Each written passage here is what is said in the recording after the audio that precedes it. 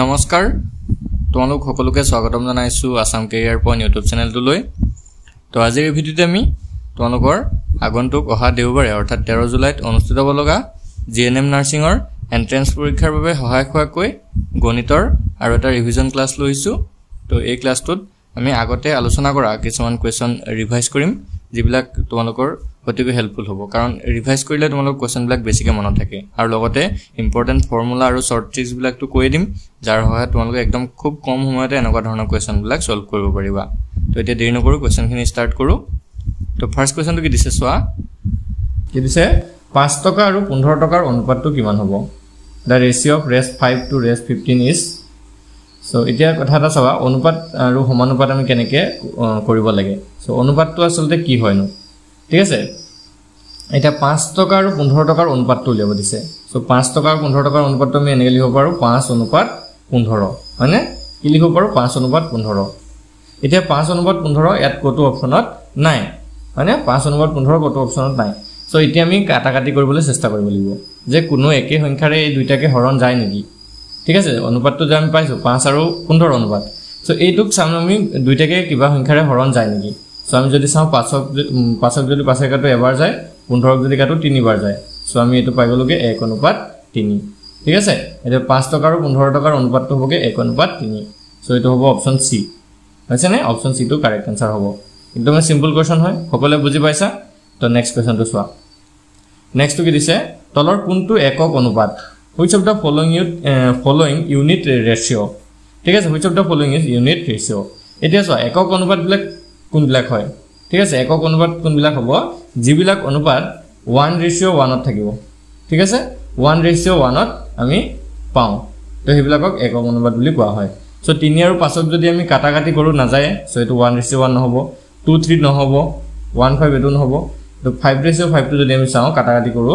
5:5 টো যদি 5 এর পাশে কাটি দিও তেতিয়া এটো 1:1 ওলাব হয়নে 1 অনুপাত 1 হৈ যাবগে সো এটো একক অনুপাত হয় আমাৰ অপচন ডি টো হৈ যাব ইয়াত শুদ্ধ উত্তৰ ডি টো শুদ্ধ উত্তৰ হ'ব সকলোৱে বুজি পাইছা নেক্সট কোৱেশ্চনটো চোৱা তেতিয়া নেক্সট কোৱেশ্চনটো কি দিছে 900 গ্ৰাম আৰু 1.5 কিলোগ্ৰামৰ অনুপাতটো কিমান হ'ব the ratio of 900 gram to 1.5 kg is এতিয়া চোৱা এটা আছে গ্ৰামত আৰু এটা আছে কিলোগ্ৰামত এটা গ্ৰামত এটা কিলোগ্ৰামত থাকিলে আমি তাৰ অনুপাতটো উলিয়াব নোৱাৰো হয়নে সো এই 1.5 টো যে দিছে এটো 1.5 কিলোগ্ৰাম তো আমি গ্ৰামত লৈ যাম 1.5 কেজি টোক যদি আমি গ্ৰামত নিও তেতিয়া তাৰ লগত 1000 এটা পূৰণ কৰি দিব লাগে কেলে 1000 পূৰণ কৰিব লাগে কাৰণ 1 কেজিত 1000 গ্ৰাম থাকে মানে 1 কেজিত 1000 গ্ৰাম থাকে আৰু 1.5 ৰ লগত যদি 1000 পূৰণ কৰো এটো 1500 গ্ৰাম হ'ব কিমান হ'ব 1500 গ্ৰাম এতিয়া এটা আছিল 900 গ্ৰাম হয়নে এটা আছিল 900 গ্ৰাম আৰু এটা আছিল 1500 গ্ৰাম তো এটো অনুপাতটো যদি উলিয়াবলৈ যাও 900 অনুপাত কি হ'ব 1500 900 অনুপাত কি হ'ব 1500 দুটা শূন্য কাটি দিলো 9 অনুপাত 15 থাকিলে 3 এ যদি কাটি দিও 3 3 গুণ 9 3 5 গুণ 15 তো আমাৰ এটো অনুপাত ওলাবগে 3 অনুপাত 5 কি ওলাব 3 অনুপাত 5 তো কোনটো অপচন আছে চাওক এটো অপচন এ আছে অপচন এ টো হৈ যাব শুদ্ধ উত্তৰ সকলোৱে বুজি পাইছা আমি কেনেকৈ কিলোগ্ৰামটো গ্ৰামত নিলো 1000 টো কেলে পূৰণ কৰিলো কাৰণ 1 কিলোগ্ৰামত 1000 গ্ৰাম থাকে কাৰণে 1000 টো পূৰণ কৰি লৈছো ক্লিয়াৰ হৈছে সকলো এটা নেক্সট কোৱেশ্চনটো চোৱা 3 অনুপাত 5 ৰ এটা সমতুল্য অনুপাত কি হ'ব বা সমানুপাত কি হ'ব an equivalent ratio of 3:5 is এতিয়া ইয়াতে আৰু এটা কথা তোমালোকে মন কৰিবা যে ইয়াতে অনুপাতত কিন্তু এটা অপচন দিয়াই নাই হয়নে তো আমি কেনেকৈ সমতুল্য অনুপাতটো গম পাম সো এটা কথা মন কৰিবা তো হেকাৰণে কৈছো 3 অনুপাত 5 টোক আমি ভগ্নাংক আকাৰেও লিখিব পাৰো এটো ভগ্নাংক আকাৰে লিখিলে এটো হ'ব 3/5 বুজি পাইছা তো আমি অনুপাতটো কি হিচাপে লিখিব পাৰো ভগ্নাংক হিচাপেও লিখিব পাৰো 3:5 টোক আমি 3/5 হিচাপে লিখিব পাৰো এতিয়া এই 3/5 ৰ এটা সমতুল্য ভগ্নাংক উলিয়াই দিলে হ'ল 3/5 ৰ এটা সমতুল্য ভগ্নাংক উলিয়াই দিলে হ'ল সো আমি যদি চাও 3/5 ৰ সমতুল্য ভগ্নাংক কোনটো হ'ব তো এইকিটা কাটাকাটি কৰি যাব লাগিব অপচন এ টোক চাও 12/20 আছে 2 এৰে যদি কাটো 6 বাৰ যায় 2 এৰে যদি 20 কাটো 10 বাৰ যায় আকৌ 6 যদি কাটো 3 বাৰ যায় 10ক যদি কাটো 5 বাৰ যায় মানে এইটোৱে 3/5 ওলাই গল আমাৰ অপচন এটোৱে ওলাই গল অপচন এটো হ'ব কাৰেক্ট আনসাৰ বুজি পাইছা এটোৱে 3/5 ৰ এটা সমতুল্য অনুপাত হ'ব নেক্সট বাকি কিটা কৰি চাব পাৰা এটো আছে 14/18 মানে 2 যদি কাটি দিয়া 14 বাৰ যাব সৰি 14 7 বাৰ যাব আৰু 8 কি বাৰ যাব 18 কেইবাৰ যাব 9 বাৰ 7/9 লাৰ আৰু কাটা কাটি না যায় সো এটো নহয় 12/16 টো কৰিছো 2 যদি কাটো 6 বাৰ যাব 2 যদি 16 কাটো 8 বাৰ যাব আকৌ 2 কাটিলে 3 বাৰ যাব 8 কাটিলে 4 বাৰ যাব 3/4 লাইছে আমাক লাগে কি 3/5 লাগে হয়নে 3/5 লাগে সো এটো নহয় 10/14 টো কৰি যদি চাও 10/14 যদি কৰি চাও এটো 2 কাটিলে 5 বাৰ যাব 2 কাটিলে 7 বাৰ যাব 5/7 হে ওলাইছে সো এটো নহয় তো গম পাইলো আমি অপচন এটো হ'ব শুদ্ধ উত্তৰ ক্লিয়াৰ হৈছে এতিয়া সকলো নেক্সট কোৱেশ্চনটো চোৱা নেক্সট কোৱেশ্চনটো কি দিছে এটা আয়তৰ দিশ আৰু প্ৰস্থৰ অনুপাত 5:3 আয়তৰ দিশ 20 সেমি হলে প্ৰস্থ কিমান হ'ব the ratio of length to width of a rectangle is 5:3 ঠিক আছে এটো 5:3 হ'ব লাগিছিলে so 5:3 হ'ব এটো what is the width of the rectangle if the length is 20 cm তো ইয়াতে কি কৈছে চোৱা দিশ আৰু প্ৰস্থ অনুপাতটো দিয়া আছে 5:3 হয়নে আৰু লেন্থটো আমাক দিয়ে দিছে লেন্থটো দি দিছে আমাৰ 20 cm হলনে এতিয়া আমি এটো যেটো দীঘল থাকে এটো দীঘ হ'ব ন এই 5:3 ভিতৰত 5 টো লেন্থ হ'ব তো এটোক আমি 5x বুলি ধৰিব পাৰো মানে 5x বুলি ধৰিব পাৰো আৰু এই প্ৰস্থটোক 3x বুলি আমি ধৰিব পাৰো আৰু এই 5x টোৱে কি হয় 20 cm হয় কাৰণ এই 5x টোৱে দীঘ হয় বুজি পাইছা না দীঘ আৰু প্ৰস্থ অনুপাতটো যেটো দিয়া আছে সো 5x টো কি হ'ব দীঘ হ'ব মানে 5x টোৱে হ'বগে আমাৰ 20 তো ইয়াৰ পৰা যদি x ৰ ভ্যালু লিয়াও x ৰ ভ্যালু লাবগে 20/5 পাছে যদি 20 ফোন কৰো 4 বাৰ যায় তো x ৰ ভ্যালু লালে 4 এতিয়া প্ৰস্থৰ ভ্যালুটো কিমান হ'ব 3x 3 * 4 আৰু 3 4 গুণ কৰিলে হলাগে 12 তো আমাৰ প্ৰস্থটো ওলাই গলগে 12 cm তো অপচন সি টো হৈ যাব ইয়াত কারেক্ট आंसर অপচন সি টো হৈ যাব কারেক্ট आंसर সকলে বুজি পাইছা নে মই আকৌ এবাৰ বস্তুটো কৰি দিছো চোৱা কি কৈছে আমাৰ দিশ আৰু প্ৰস্থ অনুপাত দি আছে 5:3 সো দিশ আৰু প্ৰস্থ অনুপাত কিমান দি আছে 5:3 তো যেটো দীঘল থাকে বা যেটো ডাঙৰ থাকে হেটো দিশ হ'ব সো ইয়াতে 5 টো আমি দিশ ধৰু মানে 5x ধৰি লৈছো এটো আৰু এই 3 টোক আমি 3x বুলি ধৰি লৈছো হেটো ধৰি লব পাৰা তোমালোকে কোনো অসুবিধা নাই 5x ধৰি লৈছো আৰু এটা 3x ধৰি লৈছো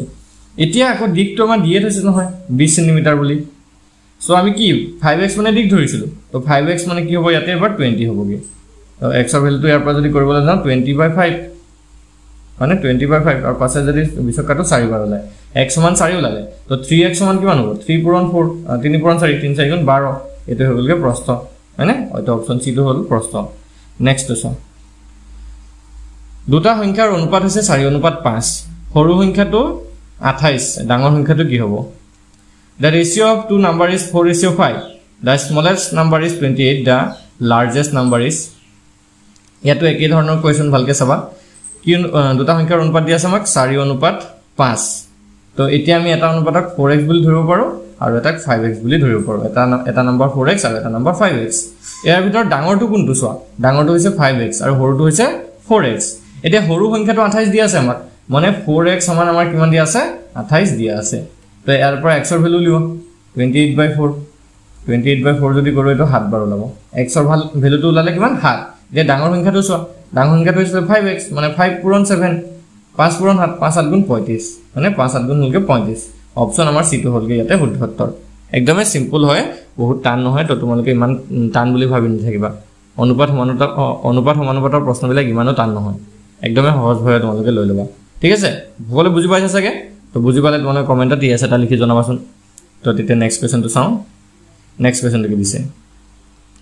30 টা আম দীপা আৰু আৰ্চনাৰ মাজত 2:3 ভাগকে ভাগ কৰা হল তেতিয়া দীপাৰ ভাগত আম কিমান পৰিব দীপা আৰু অৰ্চনা দুজনী ছোৱালী আছিল হিহঁতৰ মাজত 30 টা আম 2:3 হিচাপে ভাগ কৰিছে 2:3 ঠিক আছে if 30 mangoes are divided 2:3 between Deepa and Archana Deepa will get the mangoes তো দীপাই কেটা আম পাব তো সোয়া কেটা আম আসলে টোটাল আমি টোটাল দুয়াত লিখি লৈছো টোটাল কেটা আম আসলে 30 টা হয়নে আৰু দীপাৰ আৰু হেৰি অৰ্চনাৰ মাজত অনুপাতটো আছিল 2:3 মানে এই দীপাই পায় দুটা 2 অনুপাত আৰু অৰ্চনাই পায় 3 অনুপাত এতিয়া আমাক সুধিছে যে তো দীপাৰ ভাগত আম কেটাত পৰিব বা দীপাৰ ভাগত থকা আমৰ পৰিমাণটো কিমান হ'ব সো এটাক আমি 2x বুলি ধৰি লওঁ আৰু এটাক আমি কি বুলি ধৰি লৈছো 3x বুলি ধৰি লৈছো মানে দীপাৰ ভাগত 2x আম পৰিলে আৰু অৰ্চনাৰ ভাগত 3x আম পৰিলে আৰু টোটাল আমটো আছিল 30 মানে কি 2x + 3x সমান কিমান 30 এতিয়া আমি x ৰ ভ্যালুটো উলিয়াই তাৰ পিছতে বাকিটো উলিয়াই দিব পাৰিম তো 2x আৰু 3x প্লাস কৰিলে 5x 29 এতিয়াৰ পৰা x ৰ ভ্যালু ওলাব 30/5 30/5 কৰিলে ওলাবগে 6 x ৰ ভ্যালু ওলাই গল 6 তো দীপাৰ ভাগত কি আছিল 2x মানে 2 * 6 2 * 6 কৰিলে ওলাবগে 12 তো দীপাই কেইটা পালে 12টা পালে অপচন এক সেকেন্ড আমাক কি দিছে দীপাৰ ভাগত হয়নে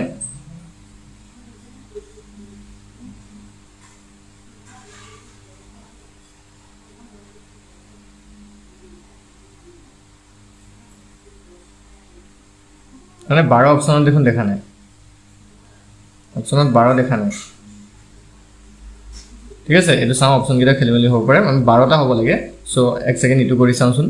অৰ্চনাৰটো এটা টোটাল 30টা ওলাই নিলে তো অৰ্চনাৰ ভাগত আছে 3x মানে 3 * 6 3 * 18 মানে 18 18 12 = 30 ওলাব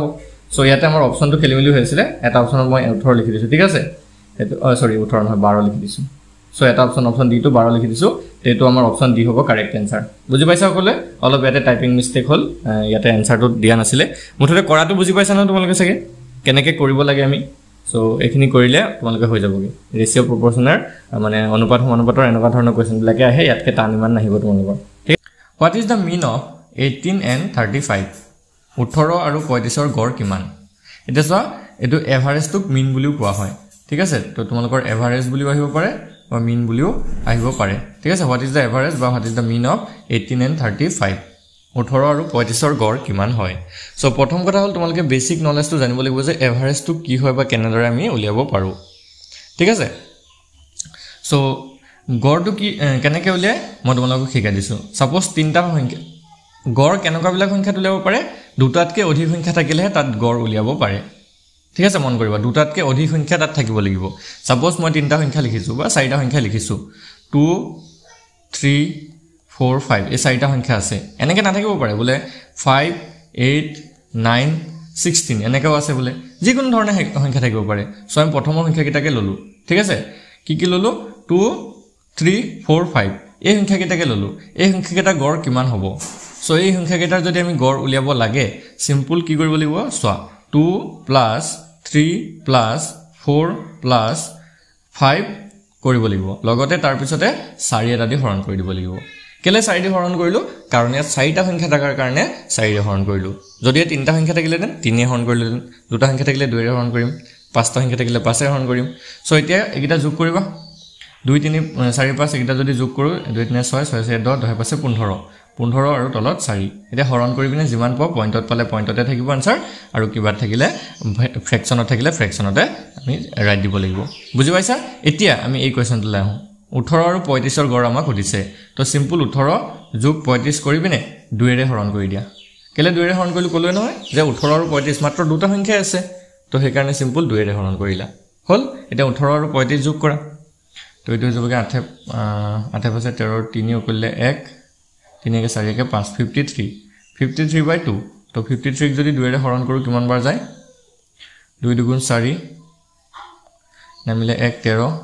2 6 গুণ 12 1 নামিলে পইণ্ট দিয়াৰ লগে লগে এটো হৈ যাব 10 2 5 গুণ 10 26.5 সো আমাৰ आंसरটো কিমান লাই গল 26.5 অপচন সি টো হ'ব আমাৰ ইয়াত কাৰেক্ট आंसर সকলোৱে বুজি পাইছা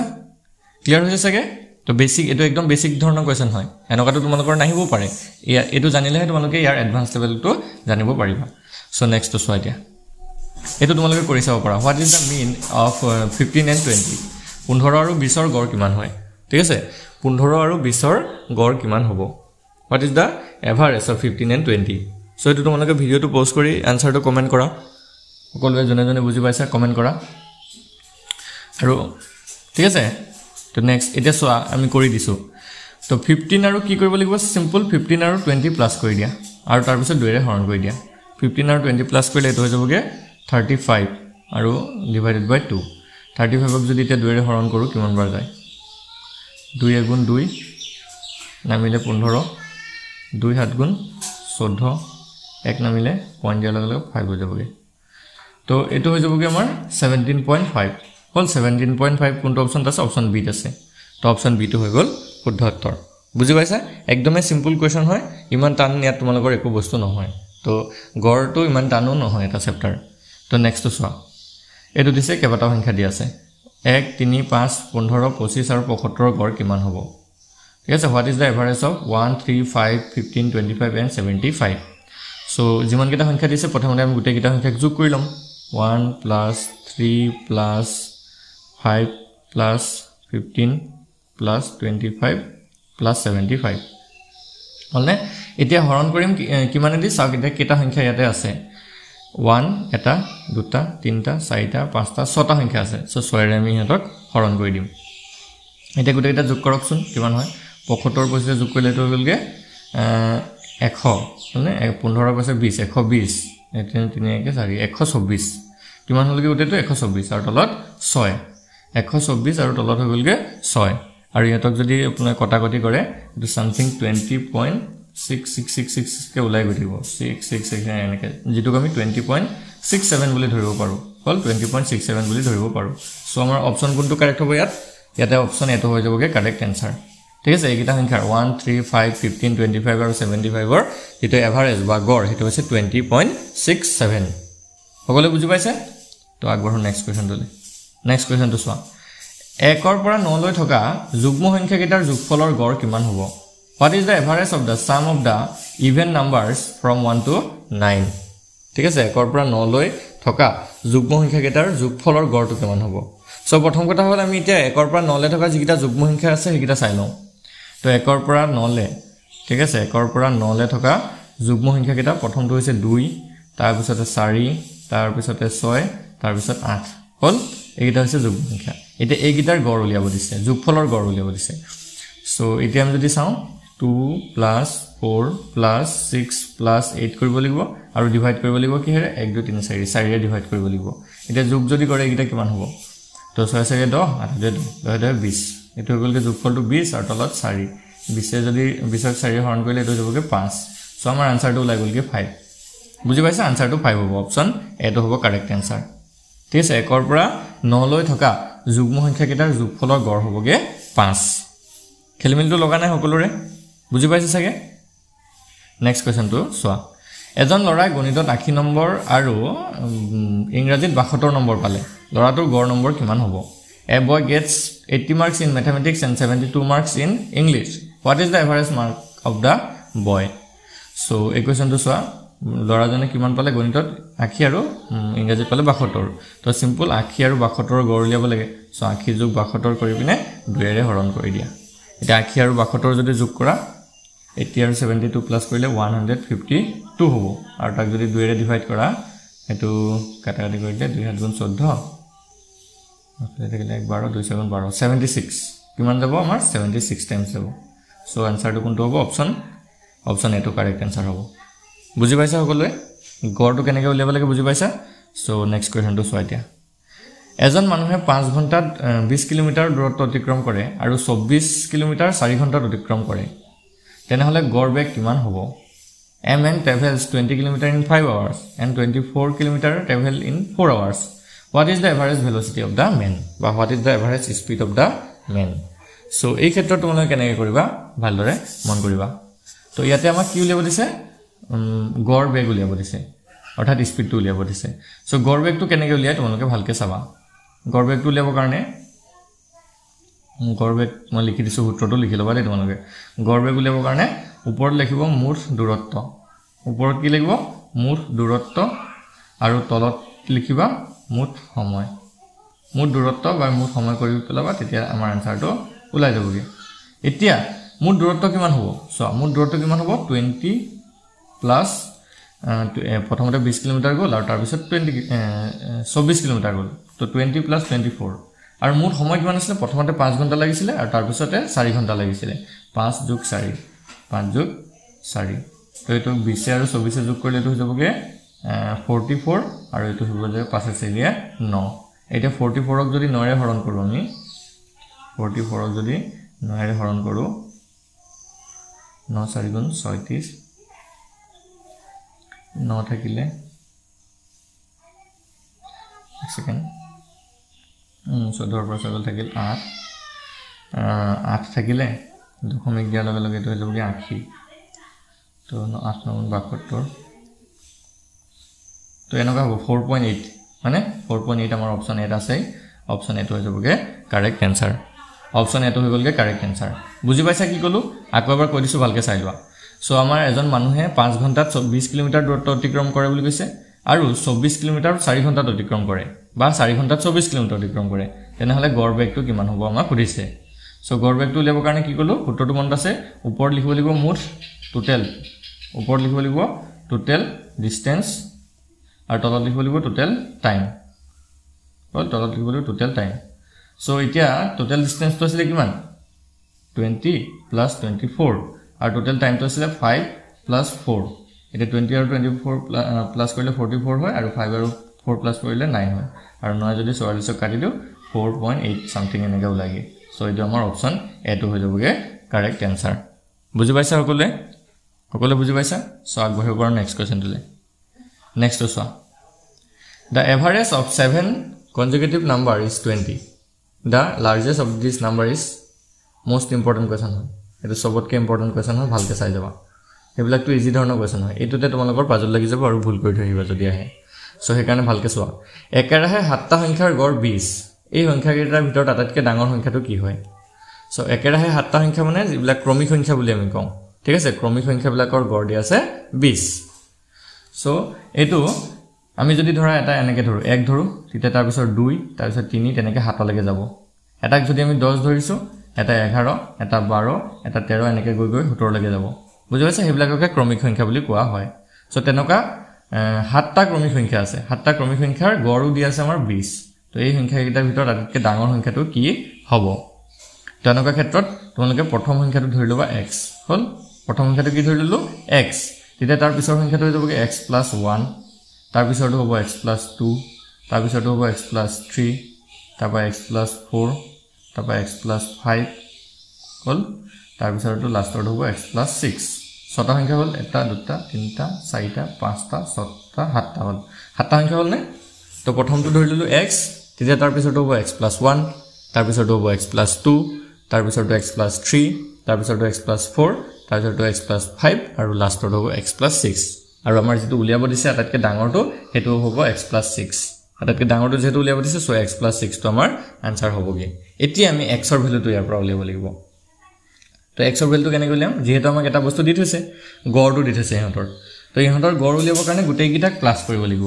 গোটেইকিটাকে প্লাস কৰিব লাগিব মানে x + 1 আকৌ প্লাস x + 2 আকৌ প্লাস x + 3 আকৌ plus x + 4 plus x + 5 plus x + 6 গোটেইকিটা প্লাস কৰিলো হল আৰু তলত হিহঁতক হৰণ কৰিব লাগিব হাতেৰে কাৰণ হাতটা সংখ্যা আছে ন হাতেৰে হৰণ কৰিব লাগিব আৰু ইহঁতৰ গড়টো যেটো দি থৈছে সো এটো আমি ইফালে 20 লিখি লৈছো হল বুজি পাইছা এটা গোটেইকিটা প্লাস কৰোছো ইয়াত যেটো আমি জানোৱে 7টা x আছে সো ডাইৰেক্ট 7x লিখি দিলো আৰু সংখ্যাকিটা প্লাস কৰা 1 2 2 কে 3 3 3 6 6 4 10 10 পাছে 15 15 6 হৈ গলগে 21 তো এটো হৈ গলগে 7x + 21 আৰু তলত থাকিলে 7 আৰু সমান চিহ্নৰ হিফালে আছে 20 সো এটো আমাৰ এটা ইকুৱেচন বনি গল ইকুৱেচন এটা ফৰ্ম হল সো এতিয়া আমি এই ইকুৱেচনটো সলভ কৰি দিলে x ৰ মানটো ওলাই দিব পাৰিম সো এটো যদি আমি হিফালে দিও এক সেকেন্ড মচি দিছো মই এটো যদি আমি হিফালে নিও তো এটো হ'বগে 7 টো হিফালে গলে পূৰণ হ'ব ন তো এটো 7x + 21 এটো যদি 7 আৰু 20 পূৰণ 7 × 7 140 আৰু এই 21 টো ইফালে লৈ যোৱাৰ লগে লগে মাইনাস হৈ যাব 7x = 140 - 21 এটা 140 ৰ পৰা যদি 140 ৰ পৰা যদি 21 গুচি যায় তেতিয়া কিমান হ'ব 140 ৰ পৰা 21 গুচি গলে কিমান হ'ব সো এটো চাও আমি মাইনাস কৰি চাও এটো হৈ যাবগে 9 এটো হৈ যাবগে 3 দিব থাকিলে 1 এটা 119 এতিয়া আমাৰ x ৰ ভ্যালুটো ইয়াৰ পৰা ওলাবগে 119 আৰু তলত 7 হাতে যদি কাটো 7 × 7 থাকিলে 4 49 7 × 49 17 আমাৰ आंसरটো কিমান হলগে x ৰ ভ্যালুটো 17 হলগে তো সো x ৰ ভ্যালু কিমান হলগে আমাৰ 17 হলগে সো এতিয়া আমাৰ আটাইতকৈ ডাঙৰ সংখ্যাটো যেহেতু সুধিছিলে আটাইতকৈ ডাঙৰ সংখ্যাটো যেহেতু সুধিছিলে তো আটাইতকৈ ডাঙৰ সংখ্যাটো আছিল x + 6 মানে নহয় x + 6 আছিল সো এটো 17 + 6 হ'ব 17 + 6 কৰিলে কিমান হ'ব এটো হৈ যাবগে 23 হ'ব অপচন কোনটো 23 আছে সো অপচন বি টো 23 আছে অপচন বি টো হৈ গলগে কারেক্ট आंसर অপচন বি টো হৈ গল কারেক্ট आंसर সকলে বুজি পাইছা খেলমিল নাই লগা নহয় তেতিয়া নেক্সট কোৱেশ্যনটো চোৱা নেক্সটটো কি দিছে 13 15 19 23 m আৰু 29 ৰ গড় 20 হলে m ৰ মান কিমান হ'ব if the average of 13 15 19 23 m and 29 is 20 the value of m is মানে কি কৈছে ভালদৰে বুজি লোৱা 13 15 19 23 29 আৰু m দেই মই লাষ্টত লিখি লৈছো